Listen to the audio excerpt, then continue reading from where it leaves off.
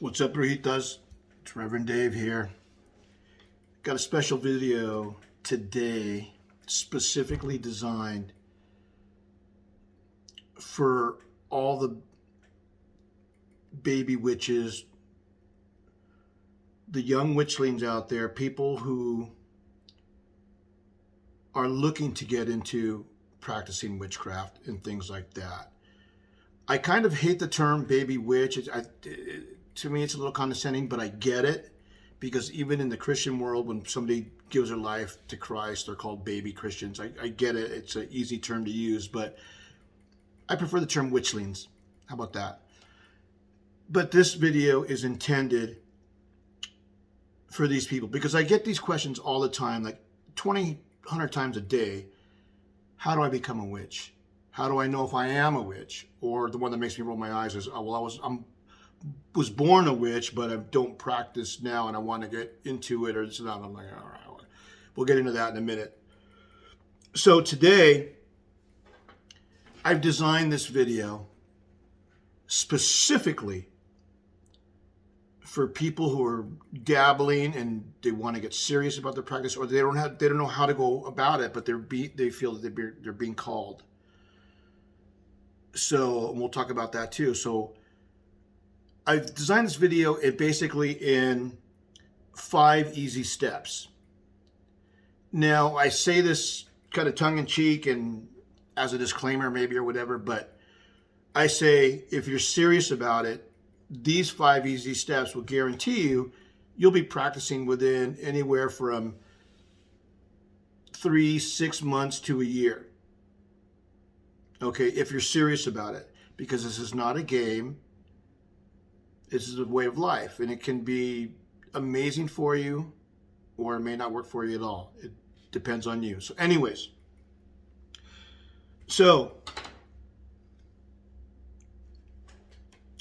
question is, whenever I get that question at all time, my number one answer, what I always say is, why? Why do you want to become a witch? What is making you feel that you're being called to, or what is it? Do you feel things happening within you, or is it just because of TV and social media aesthetic and you think it's cool? If that's the case, don't do it, please. But if you're like me and you feel that you're being awakened, then that's awesome, because you're answering the call. And I want to talk about that real quick, because I truly believe that we are going through a great awakening right now. And even in the Bible, they call it the great falling away, when people fall away from religious practices in search of the truth and things like that. And what year was it? 1969. The Motown group, The Fifth Dimension, wrote a great song.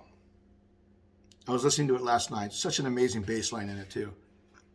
But they wrote this great song back then called The Dawning of the Age of Aquarius. The dawning means the precursor, the eve of it coming. I don't know how they knew, but it's talking about the conjunction, the great conjunction between Jupiter and Saturn in the 7th house and all that stuff. And if you're into astrology and all that, you'll understand that, but it's a lot.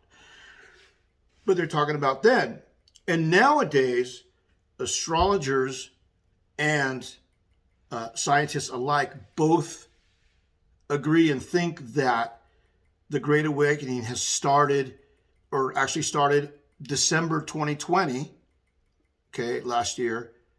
Between December 2020 and March 2021, this year, is when they feel that it's starting. And I believe that is the reason why there's such a huge surge in popularity in witchcraft. Like, it seems, I mean, with TV and Hollywood, I mean, it's been happening since the 40s, obviously, or whatever, in Hollywood and TV. But nowadays it just seems so prevalent. It's just everywhere, and it gets to be a little bit of an aesthetic, which I don't mind, I suppose. I mean, there's nothing cuter than a really cute goth girl in a witchy hat. I don't know, but it goes way beyond that. So we're going to be talking about that, and this great awakening, I truly believe, is for everyone, every human on this planet. But I think only a few will actually hear it and respond to this call, and or maybe react to it in a different way. And I'll give you an example. Somebody said to me, was it last year? I think it was, whatever, a while ago.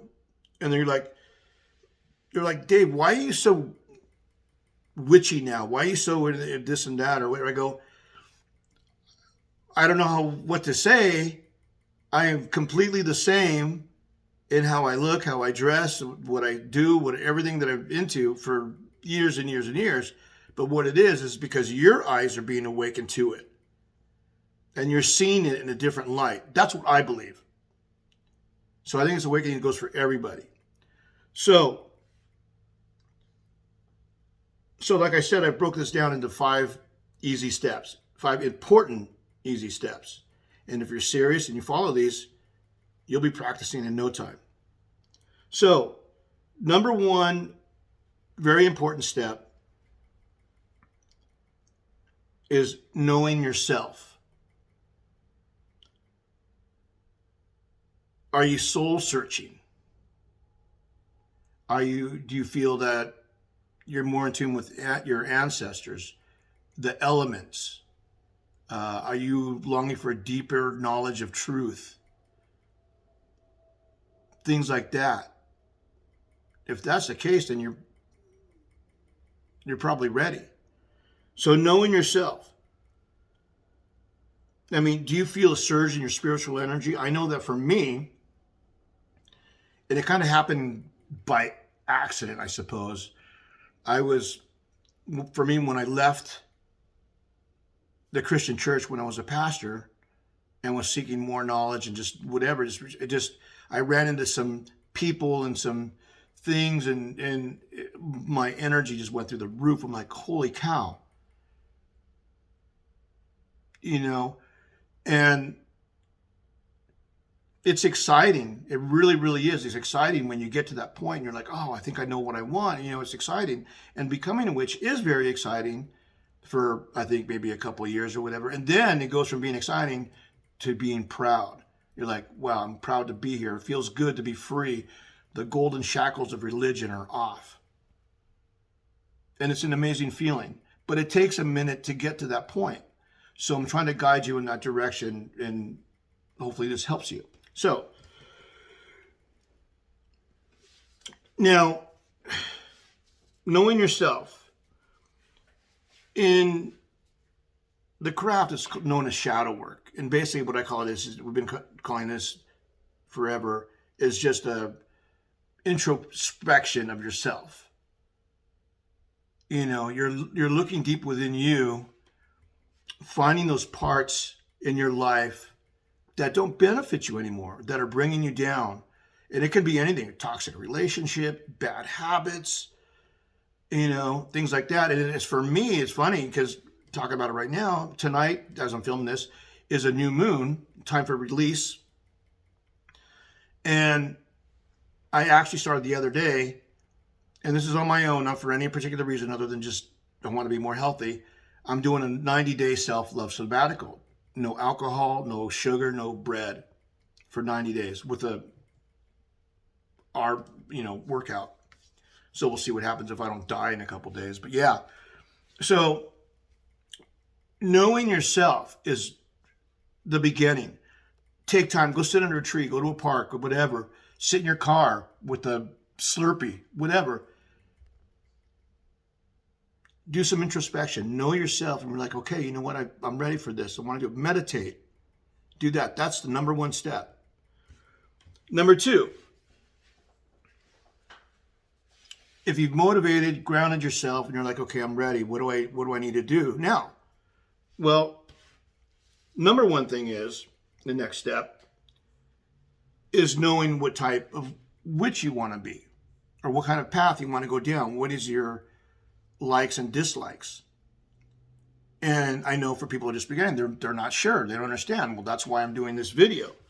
So there are literally hundreds of types of paths to practice in. And there's always, I think, more being developed all the time, because it's really just a solitary thing. It's totally you in your practice. Don't let anybody tell you otherwise. There's so many people out there that want to be gatekeepers and Gandalfs and 57th level wizards who, oh, you're not doing this right. You know what? Who cares if you're not doing it right? You're going to learn. But if you learn the right way and the right things, you won't screw up as much. I mean, I've been practicing for a while and I still mess up. So, it happens. So don't get down on yourself for it. But like I said, there's literally 100 different paths. And I'm going to give you a list of my top 20, probably most popular paths and types of witches that there are out there that a lot of people choose from. So we're going to cover that in a second. So the next step, before we get into the list, the third step. Okay, first question you need to ask yourself. Do you consider yourself solitary or covenistic? Solitary just means you practice by yourself, alone, with no other people, no other really help or anything, just your own. I'm very solitary. I do a lot of my rituals by myself because I like to do them sky-clad, otherwise in the nude. But on the weekends, I party and hang out with a bunch of other witches, and they're kind of like, in their covens, they do their coven rituals and stuff like that. Sometimes I help them, and I'll play the part of drawing the element of fire or whatever they want me to do, I'll help them. But I prefer to be solitary. So ask yourself that. That's the number one question. Step 4, or I'm sorry, next question is, okay, do you want to be a particular type of witch? You want to go down a certain path? Okay, or do you want to be, you like a lot of parts of everything, which is being eclectic. Like me, myself, if I was to label myself anything, I call myself a solitary, eclectic gray. I'm a gray witch through and through. I hex and I heal. That's my thing. And that's not even really what I grew up with. I mean, I can consider myself a hereditary brujo, but I don't use that on my resume. I mean, that's a whole nother issue. You can watch my Meet Me video and I talk about that. But, so those are the first steps. Okay, knowing yourself. And then, do you want to be solitary or in a coven? And if you want to be in a coven, you might want to look into Wicca, or Thelema, something like that, where they take part in rituals and each person has a role. There's priesthood, there's hierarchy, or whatever, if you're into that. And then, so the next step is choosing a type. Okay? These are, like I said, my top 20, what I think are the most popular types out there. And like I said, there's 100 of them. So don't, come at me with, oh, what about this? Whatever. These are just top 20 to make it easy on you. Okay? So number 1, I think is very popular, is a green witch. I know a lot of ladies that are into this and like it, and I think it's beautiful. I hope to marry one someday. I think it'd be a good balance for me. But a green witch is very into herbalism, botany, uses plants and herbs to make oils and salves and magic and things like that. Number 2, kitchen witch, very similar to green witch, but a little different.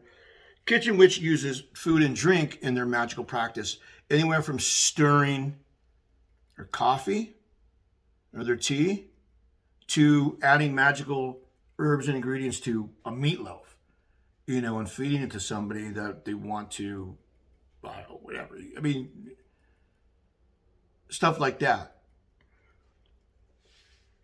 Third one, cosmic witch. Now, I consider this cosmic witch is basically somebody who's into astrology, lunar magic, zodiac energy, or stuff like that.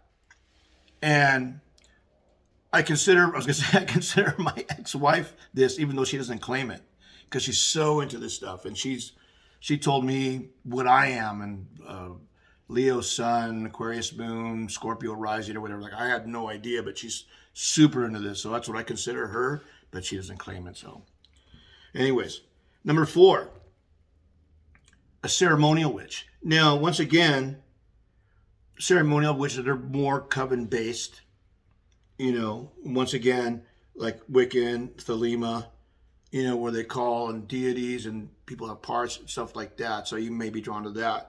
And Wiccan, Wicca is very, very popular, very popular. And I don't know why. It's cool. I think I even have Wiccan tendencies, but it's not what I practice. Number 5, a divination witch.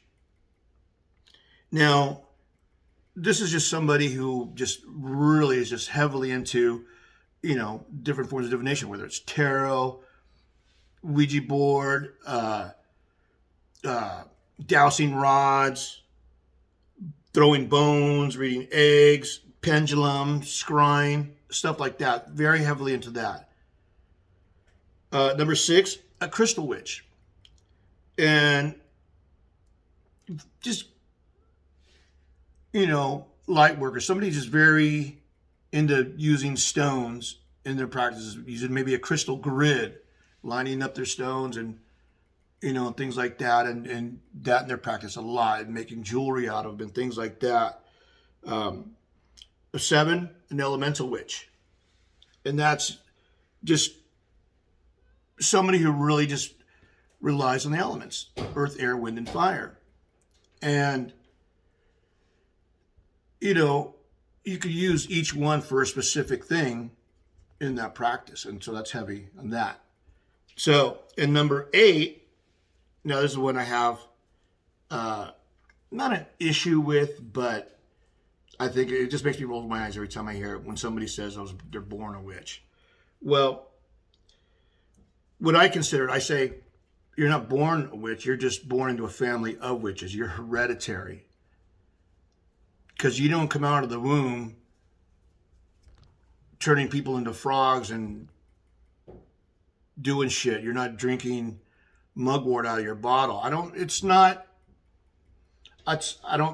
my opinion, I don't believe people are born into it. But you can be born in a family, and then you can maybe recognize and learn your practice soon in life. It depends. Now, number 9. This one is kind of trippy to me, and that's a Christian witch. Now, if you know my story, I'm an ex-born-again pastor, born-again Christian, or whatever. I still believe in some things, but my whole philosophy and everything has changed a lot. So when somebody calls themselves a Christian witch, to me it sounds like an oxymoron. I don't know. And I have a couple books about it, and I just started reading one, and I'm going to do a video on that one of these days. But it's just somebody who just is into, say, the Holy Trinity, Father, Son, Holy Spirit, and practices witchcraft. It's been around forever, so it's biblical, it's in there. But That's another one. Uh, 10. Number 10. Norse or Celtic witch. Somebody's in the mythology, runes, or their specific ancestral upbringing and things like that, ancestral work. Number 11, a gray witch, like myself. It's just basically a balance of healing, hexing. It's just a balance.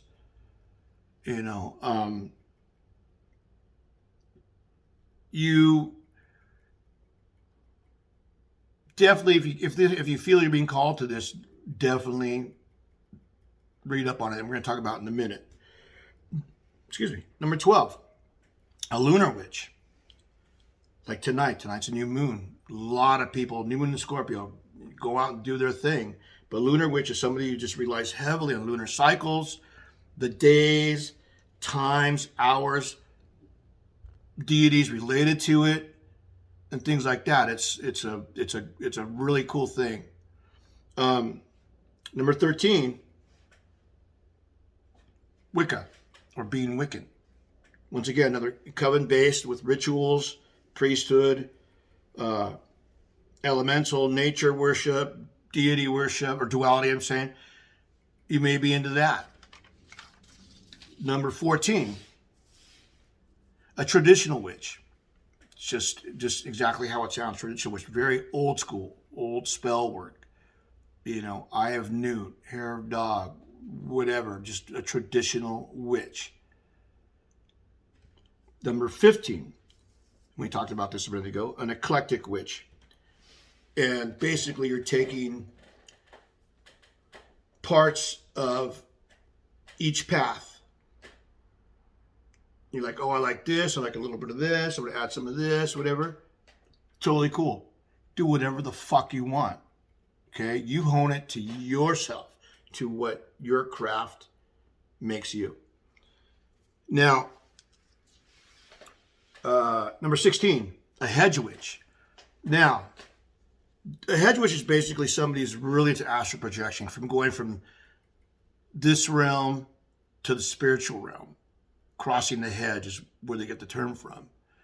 And people who do a lot of astral projecting or lucid dreaming, things like that, aren't into that. They travel between the realms. I think it sounds cool. I've never been into it. I do a lot of lucid dreaming, but I don't ever astral project. Even though last night I had a crazy dream where I felt like I did. I don't know. And then 17, a white witch. And I kind of throw this in the same as almost as a crystal witch, because a white witch is basically a light worker. Somebody does Reiki, who reads auras, healing with crystals, uses spirit guides, things like that. So, about 17, 18. The spirit witch. Now, the spirit witch is somebody who, I want to say, relies on scrying and divination, calling upon spirit guides, ancestors, deities for their work and everything. Very heavily into that. My deity that I work with, that I've even for a while, who I felt called me, and I'm building a relationship with and been working with, is Hecate. But I want to, I have this feeling, or not a feeling, I want to maybe start calling on King Pagan, who is the daemon of arts and sciences. But that's a whole nother story. So that's a spirit witch. And then number 19, a sea witch. Very cool. I was born and raised in the ocean in Newport Beach, California, before I came to Vegas. And if you ever seen a storm in the sea and just the amount of energy that it produces, it's insane. It's beautiful. And sea witches love bodies of water. They'll use the sand, driftwood, whatever in their practice, drawing on that energy. And I think it's beautiful. So you may be into that if you live by a body of water. Number 20. Now this one, I don't want to say I made it up, but I just don't know what to call them. But I call these people spell crafters. And what I mean by that, I don't mean like crafting like spell work, like writing incantations. I'm talking about somebody who makes like really heavily, like doing spell jars, making trinkets, amulets, talismans, poppets, just like a craft, arts and craft type thing, that spell jars and things like that, potions, sachets, or satchels or whatever you call them. Those type of things. And I think that's cool. My daughter makes really bitchin' poppets. They're big and they're cool. So if you ever want one, just hit me up. I'll hook you up with her. But those are basically my top 20 types that you may be interested in. And like I said, there's a million of them out there. And going back to step 1, it all comes down to you. Because it's a reflection of yourself, whatever path you go down on. So whatever type of witch you do, it's a reflection of you. That's why it is important to know who you are and what you're getting into. So now that I've helped you narrow it down a little bit, or probably confuse the shit out of you, I don't know. But it's baby steps. So step number 5. Okay, let's say you've decided on a particular path, and we'll just use, say, a lunar witch for now. What do? You research, you study, and you learn all about moon cycles, days, things like that, and what they're good for, releasing or starting new, or gratitude, or for love. Like Friday is the day of love that the goddess Freya rules over. So you might want to do a love spell on a Friday. Things like that. You want to learn that. And this goes for all types. Whatever you choose. This is my number 5 step. I was going to do it as a number 1st step, but how can you research what you don't know what you are yet? So I made it for number 5. So remember, this is not going to happen overnight. And I'm glad that it doesn't. Because the more you learn will help perfect your craft. It's not, and I say this because it'll perfect it to the point where you're not going to hurt yourself, you're not going to hurt others. Because remember, you don't ever want to manipulate somebody else's will. But a lot of witches, they do anyways or whatever. And that's on them. Whatever. To each his own. But, like, before I give you a list, a tip I give you, like, for myself. I try to read at least 1 or 2 books, depending on the size of the book and how easy to read they are or how difficult they are, depending on what it is. But I try to read 1 or 2 books a month, and on various subjects. So take your time. Okay? I guarantee you do these 5 steps, and if you're serious about it, you'll be practicing in no time. But even when you get to that point, it's always a growing experience. You're never going to stop learning. I've been practicing for years, and I love absorbing knowledge and just learning about different things. Even if I don't practice them, I still like to know about them. It's like being a jack of all trades, master of none type of thing. So, my 5th step. Here, I'm going to give you top 10 list of basic but important topics to research if you're serious about becoming a witch or getting into the craft.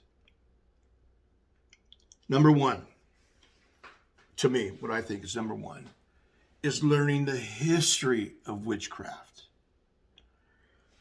Learning things like, the Salem witch trials, the Malus Maleficarum, the Judenhood or the witch's hat, the ancestry, maybe your ancestors, and maybe learning, if you think you're born into it or whatever, learn about that.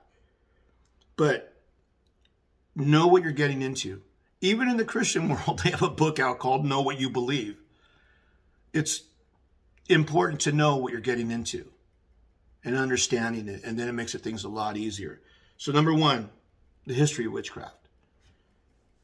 And there's a lot of books out there. Amazon is a great place to get books. If you go, you can go to your local apothecary or psychic eye or whatever, and maybe find some books there. They could be a little pricey, but you can find them there if you don't want to go online. But just a hot tip, and your local library, believe it or not, actually will have some books on witchcraft, and it's free to check them out. So do that. Number two, once again, we just went over the types of witches. Now that you picked one, learn about it. You go online, like, for instance, these YouTube videos. There's a lot of YouTubers out there that do content on witchcraft and things like that. There's a few that I really, really love. There's a few that are whatever. Some are just way more into aesthetics than anything. And then there's some that are like, wow, you're really boring. I tune out in a minute. And for me, for my channel, I try to be as real as I can without feeding you bullshit. And, whatever. And like I said, I don't think I'm some fucking great wizard or whatever. I'm always learning. Always. And I'm just trying to share my knowledge with you and what I know. So, like I said, number two, types of witches. Learn, when you pick one, learn about that. Go find a book on just that. 3, types of magic. Same thing. If you pick a type, learn about it. There's a lot of types of magic to learn or know about. And I really don't want to get you too off course, because right now you don't need to know the 7 hermetic principles. You don't need to know about sigils or chaos magic or anything like that right off the bat, right away. All that stuff will come to you in time. But right now, you want to learn the basics. You want to learn the basic stuff to get you on track. If you're serious about becoming a practitioner, then do these things. So types of magic, like there's chaos magic, hoodoo, baneful magic, sigil magic, left-hand path, Luciferianism, candle magic, voodoo, Santeria. There's so many practices out there. So you got to be careful and know what you believe, know what you're getting into. Number 4, I think this is important, but knowing and understanding the elements of the pentagram or pentacle. Earth, air, fire, water, and spirit. What are they used for? Why are they there? It's important, I think, to learn that as well. Number 5, once again, learn about moon phases, the days and times. So if you want to cast your first spell, maybe it's good to know what moon phase it's on, what day to do it. It's good to know. I highly recommend that. Number 6, Really important, especially when it comes to spell casting and any kind of craft work, spell work. But learning how to meditate and visualize and grounding yourself. I have a video a while back called the Daisy Chain of spell crafting, and and it's grounding, centering, meditating, visualizing, setting your intention, things like that. It all goes hand in hand. So it's good to learn about that. Practice meditation, and just start by taking a minute or two and closing your eyes, or go sit under a tree and just meditate for a minute, and just forget about everything else. Just meditate on what you're trying to manifest. Number 7. Okay. Learning about correspondences, herbs, oils, stones, candles, whatever, things like that. Now, it's good to know them, and even the basic ones like a rose quartz for love, or whatever, or black obsidian for protection, or tiger's eye, or things like that. Learn the basic stones. You don't have to go out and buy a whole bunch. Just get a couple. And they're relatively cheap at the store, I think. They're only a couple bucks. But learn about that. What oils to use, what they're used for. Like my last video on candle magic, learning about what's the difference between essential oil and carry oil. Things like that. Learn correspondences. Number 8. Now, a book of shadows is my 8th point. Now, a book of shadows is basically, I call it a recipe book, but it's your journal into your craft, into your practice, where you write down stuff. You can make it as pretty as you want. Me, I'm lazy. I'm a guy. I don't do any of that. I just have a bunch of 3-ring binders. I don't just getting ready to do a self-love spell for somebody, but so I have different ones. One's just for sigils, one's for money spells, one's for candle magic, one's for moon cycle. I just have a bunch in there. It just makes it easier. It's just, like I said, it's just filled with stuff I have printed, spells that I have written down, blah, blah, blah, because I love to write my own spells, and things like that. But a book of shadows, start one. When you start practicing, start one. Start adding to it daily. Print things off. Just add to it. So you have them on hand and you can look at them and go for resources, go to them. Number 9, altar setup and tools. Learn about the things that go on an altar. And once again, you could be super basic with a burn bowl and a candle, some incense. That's all you need. You don't have to go fucking nuts. You don't need an athame or a bowline or anything like that. You go crazy. But you learn about these tools and what an altar setup is or whatever. And you can go back on one of my videos, my altar tour, and show you what I have.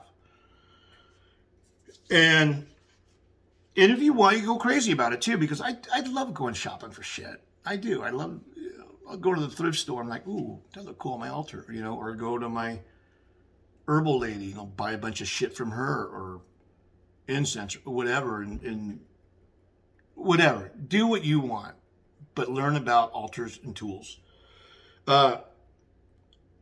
Number 10. This is an important step, the last step. And definitely do some research on it, because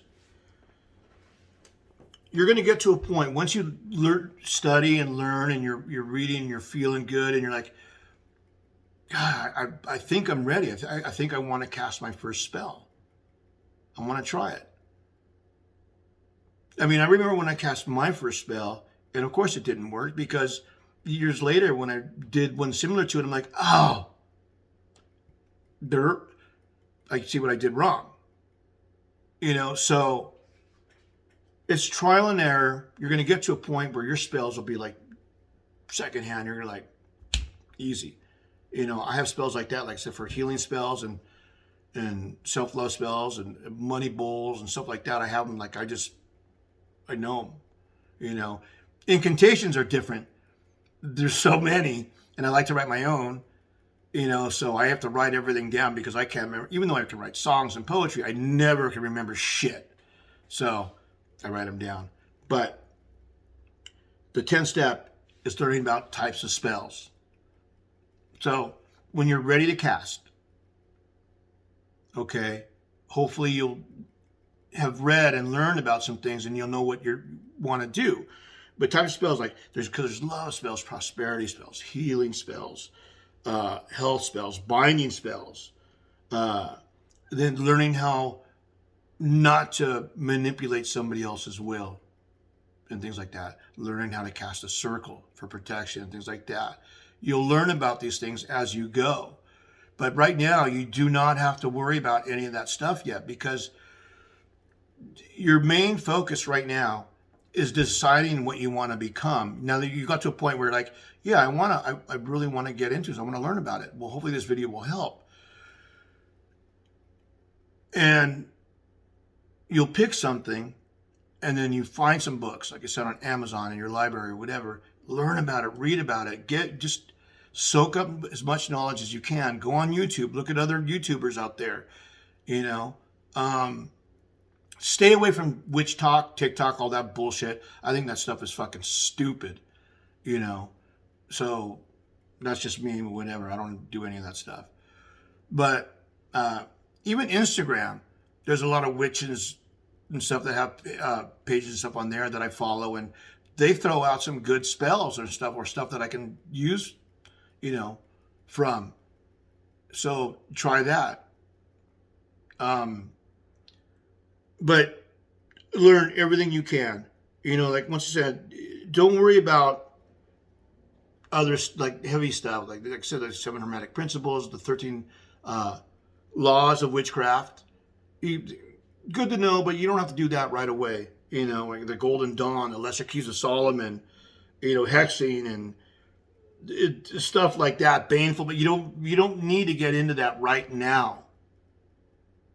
Don't worry about that stuff right now. Just take it in baby steps. Don't be in a hurry. In time, you will hone your craft to where it should be. And,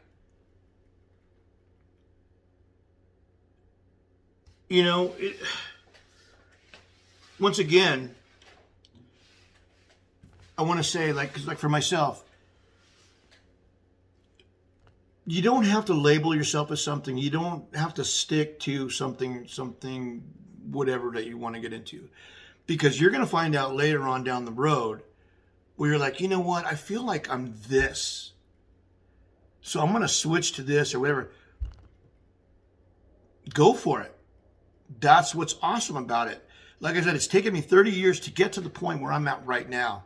And I've been all over the fucking spectrum. Starting with my ancestral Aztec heritage, and learning about that, and, being raised by my grandmother, who was a Catholic kitchen witch, Aztec, it's like, and I still use her 130-year-old mortar and pestle to this day. Then I became a born-again Christian, went the complete opposite direction, and followed that bullshit for a while. Even had my own church and ministry downtown, but then once I realized the truth and saw the hypocrisy and bullshit of that, and I left that and started my spiritual journey again. And after 10 years of that, I'm proud to say and love being a gray witch. That's where I landed. And who knows, it could change 5 years from now. Because like I said, once again, I'm always learning, always reading, learning, trying to grow, and trying to help others. So, if you're serious about becoming a witch and truly want to learn, Study these. 5 easy steps. And they'll help you on your journey. Remember, it takes time. It's a way of life. It's not a game. It's not Hollywood. It's not Sabrina the Teenage Witch. It's not any of that shit. So try not to get caught up in all that. So just good luck, you guys. I hope you enjoyed this lesson. I mean, I did it from the bottom of my heart because, like I said, every day I see so many questions of how do I become a witch. You know, it's like, why? Why do you want to? But there's things happening around us that we cannot comprehend. There's a great awakening going on. So I'm down for that.